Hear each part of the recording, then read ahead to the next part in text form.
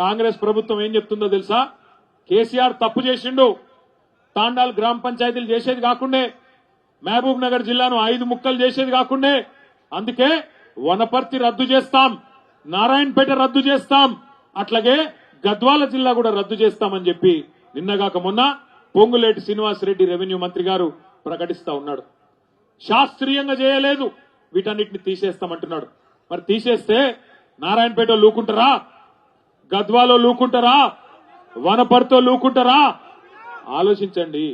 కలెక్టర్లను మీ గడప దగ్గర తీసుకొచ్చి కేసీఆర్ కూర్చోబెడితే కాదు కాదు ఇవన్నీ ఎత్తేస్తాం అని చెప్పి అలా రేవంత్ రెడ్డి మాట్లాడుతుంటే చూస్తా ఊరుకుందాం, ఆలోచన చేయండి. నేను రేవంత్ రెడ్డి ప్రభుత్వాన్ని హెచ్చరిస్తా ఉన్నా, మీరు గద్వాల జిల్లా ముట్టినా, వనపర్తి జిల్లా ముట్టినా, నారాయణపేట జిల్లా ముట్టినా అక్కడ అగ్గి ఉట్టిచ్చే బాధ్యత బీఆర్ఎస్ తీసుకుంటది. అక్కడే ఉద్యమాలకు కూడా శ్రీకారం చుడతామని చెప్పి కూడా హెచ్చరిస్తా ఉన్నా. పిచ్చి పిచ్చి పొరపాట్లు చేయకండి.